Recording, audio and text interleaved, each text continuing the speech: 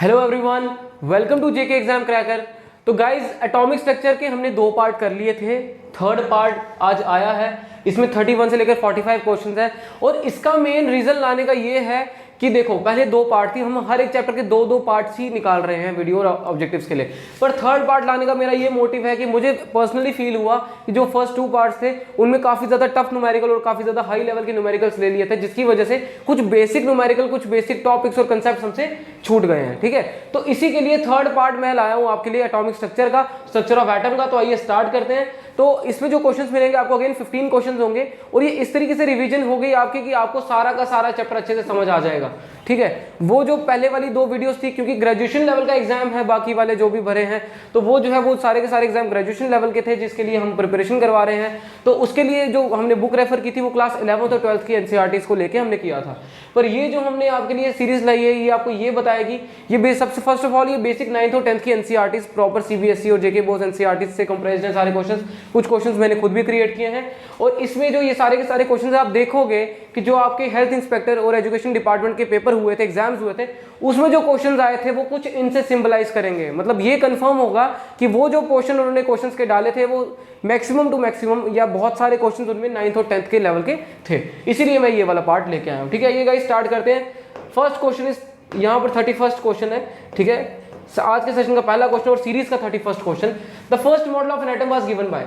देखो भाई, सबसे पहले जो एटॉमिक मॉडल है वो दिया था जे थॉमसन ने। ठीक है, सीरीज वाइज देखो, जिसने बोला था कि वाटरमेलन मॉडल या प्लम पुडिंग मॉडल के तरीके से। दूसरा दिया था रदरफोर्ड ने, ठीक है, जिसने अल्फा रे स्कैटरिंग एक्सपेरिमेंट किया और न्यूक्लियस डिस्कवर कर दिया। तीसरा दिया था नील बोहर ने, जिसने एनर्जी लेवल्स का कंसेप्ट बताया। तो ये 3 मॉडल ऑफ एटम्स आए थे। ठीक है, इसके बीच में भी आए थे पर वो फेल हो गए थे। ठीक है, तो जो मेन 3 है वो हम पढ़ेंगे। लेकिन सबसे पहले किसने दिया था? जे थॉमसन ने। तो J Thomson, D part is the right answer. ठीक है, तो फर्स्ट क्वेश्चन बहुत आसान था। ये सारे के सारे क्वेश्चन काफी इजी हैं। Which of the following statements about Rutherford's model of an atom are correct? ठीक है, consider the nucleus as positively charged, established that the alpha particle, ये alpha particle है, कहता कि आप ये बताओ कि इसमें से कौन कौन सा पोस्टुलेट जो है वो इसका जो है वो सही है। ठीक है, अल्फा पार्टिकल। ठीक है, तो ये देख लेना आप। ठीक है, अल्फा पार्टिकल है। ठीक है, कहता which of the following statements about Rutherford model of an atom are correct. कहता इसमें से कौन कौन सा जो मॉडल है रदरफोर्ड मॉडल के हिसाब से वो बिल्कुल सही है। ठीक है, अब देखो Rutherford model of an atom में कुछ कुछ पोस्टुलेट्स थे, हमने देखना कि इन चारों में से कौन सा उसमें मैच करता है। सेकंड सेट ऑफ ऑप्शन से हमने निकालना है आंसर। ठीक है, हम देखते हैं। Consider the nucleus as positively charge, बिल्कुल सही बोला उसने। ठीक है, इसने बोलता कि न्यूक्लियस जो होता है वो पॉजिटिवली चार्ज होता है, तो इसने बिल्कुल सही किया। सेकंड आगे, establish that alpha particles are 4 time as heavy as hydrogen atom. इसने वो बात नहीं बोली थी। ठीक है, इसने ये सेकंड क्वेश्चन की बात नहीं, सेकंड पार्ट की बात नहीं बोली। इसने बताया था कि जो अल्फा पार्टिकल है उसका चार्ज +2 और वो हीलियम एटम से मैच करता है, ये चीज इसने बताई थी। तो इसका जो है पहला वाला सही है, दूसरा गलत है। ठीक है, अभी तक। Can be compare to solar system, हाँ इसने स्पाइरल दिया था ना, स्पाइरल इसने बोला कि जैसे सोलर सिस्टम वैसे स्पाइरल की तरह इसने बोला कि मैं कंपेयर कर सकता हूँ। तो तीसरा वाला भी सही है, पहला वाला भी सही है अभी तक, दूसरा वाला गलत हो गया। Was in agreement with Thomson's model, कहता है इस एग्रीमेंट में थॉमसन ने जो मॉडल दिया था उसके साथ अग्री कर रहा था, ये बिल्कुल नहीं कर रहा था। तो इसका ऑप्शन जो बनता है फर्स्ट और थर्ड सही है। देखो फर्स्ट और थर्ड कहाँ पर है, ये नहीं है, ये नहीं है, ये नहीं, ये option A is the right answer. ठीक है, 32 का आंसर है ऑप्शन ए। ठीक है गाइस, नेक्स्ट क्वेश्चन पे आओ। Which class is nearest to the nucleus of the cell, कहता है इसमें से कौन सा जो क्लास है, ये कौन सा शेल है वो न्यूक्लियस के सबसे नजदीक है। देखो न्यूक्लियस के सबसे नजदीक जो है फर्स्ट शेल रहता है, फर्स्ट शेल का नाम है के, फिर एल, फिर एम, फिर एन, इस तरीके से शेल जो है वो न्यूक्लियस के अराउंड इर्द गिर्द रहते हैं। ठीक है, तो सबसे पास वाला शेल कौन सा है? के वाला, तो के को मार्क करो। ठीक है, 33 का आंसर ऑप्शन ए। ये मैंने बता दिया आपको कैसे। फर्स्ट शेल जो है इसका नाम है के, न्यूक्लियस के सबसे ज्यादा पास, तो इसका जो आंसर है वो आ जाएगा ऑप्शन ए। ठीक है, नेक्स्ट क्वेश्चन पे आओ। Who discovered neutron, last series में भी ये सवाल उठा था। Who discovered neutron, neutron was discovered by James Chadwick, नाम याद रखना, जेम्स चैडविक। ठीक है, तो ये ऑप्शन ए हो गया। नेक्स्ट क्वेश्चन पे आओ, इजी अभी सेट चल रहा है, काफी इजी क्वेश्चंस चल रहे हैं। The electron distribution in an aluminium atom is, कहता है एल्यूमिनियम एटम का इलेक्ट्रॉन डिस्ट्रीब्यूशन कैसे होता है। एल्यूमिनियम एटम का इलेक्ट्रॉन डिस्ट्रीब्यूशन देखने के लिए आपको उसका एटॉमिक नंबर पता करना पड़ेगा, एंड सीरीज के अकॉर्डिंग एल्यूमिनियम का एटॉमिक नंबर होता है 13। तो KLM के हिसाब से पहले शेल में 2 इलेक्ट्रॉन डाल दिए, दूसरे में 8, कितने हो गए 10, पीछे बचे 3। तो ये इसका इलेक्ट्रॉनिक कॉन्फ़िगरेशन आना चाहिए। देखो 2 और 3 कहाँ पर है, ए ऑप्शन। ठीक है, A option right answer. Next question पे आओ, 35 क्वेश्चन तक कर दिए हमने। Next, which one of the following element has 2882 electronic configuration. कहता है इसमें से किसके पास 2882 इलेक्ट्रॉनिक कन्फिग्रेशन होगी। उसके लिए मेरे को कुछ नहीं करना है, मैं सिर्फ एक नॉर्मल सी साइंस लगाऊंगा जिसमें ये 2 + 8 + 8 + 8 2 करूंगा तो मेरे पास आंसर आएगा 20 इलेक्ट्रॉन्स है इस एटम के पास। किस एटम का एटॉमिक नंबर 20 होता है? कैल्शियम का। तो कैल्शियम जो है मार्क कर दो। कॉपर का 29 होता है। सिल्वर और पैलेडियम का जानने की जरूरत नहीं है। कैल्शियम इस आंसर के हिसाब से जो कैल्शियम है वो सही आंसर है। ठीक है गाइस, नेक्स्ट क्वेश्चन। अभी तो काफी इजी चल रहे हैं ना। विच of the following is the valency of an element if it has 282 electronic configuration. कहता है इसमें से वैलेंसी क्या रहेगी अगर एक एलिमेंट के पास इलेक्ट्रॉनिक कन्फिग्रेशन जो है वो 2882 है। ठीक है, मतलब ये इलेक्ट्रॉनिक कन्फिग्रेशन है 282। कहता है इसकी वैलेंसी क्या रहेगी। सबसे पहली बात देखो 282। अब मैं बनाऊंगा तो लास्ट वाले शेल में 2 इलेक्ट्रॉन बनाऊंगा। ठीक है, लास्ट वाले शेल में 2 इलेक्ट्रॉन बनाऊंगा, एक ये।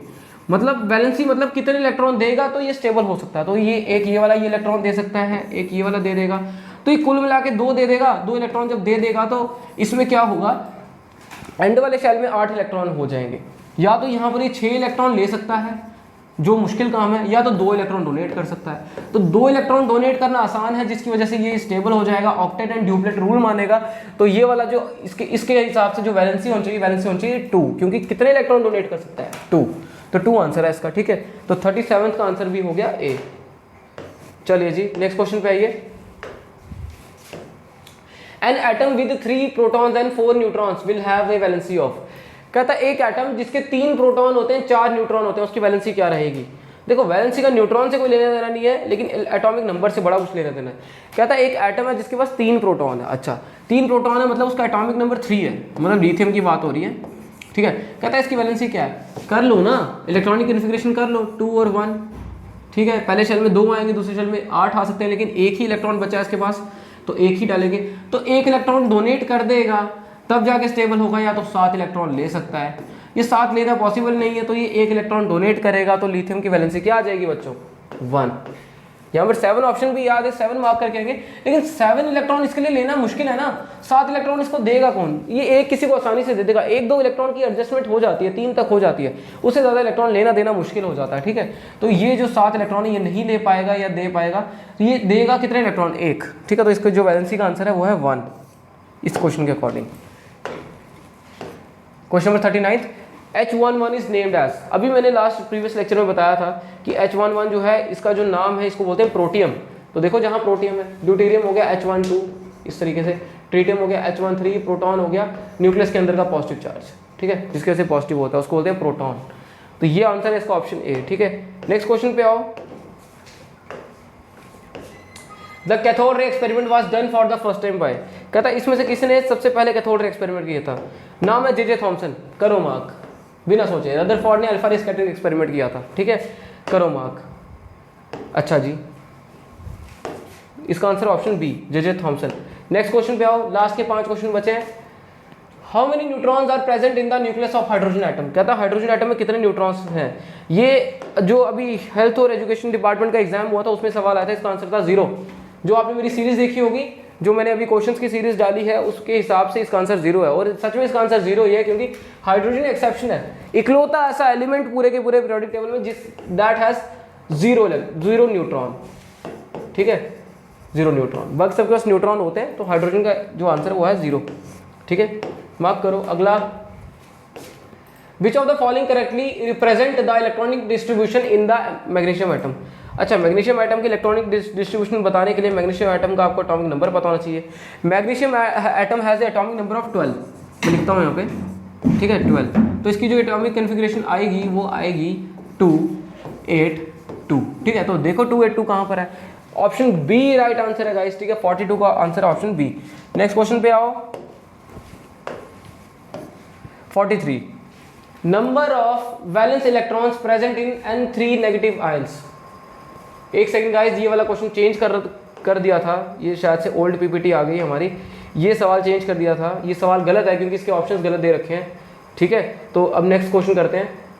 इसका ऑल्टरनेटिव जो है मैं आपको बता दूंगा। ये सवाल क्वेश्चन गलत है, ये हमने पीपीटी चेंज करी थी पर ये क्वेश्चन गलत है। ठीक है गाइस, नेक्स्ट क्वेश्चन पे आओ।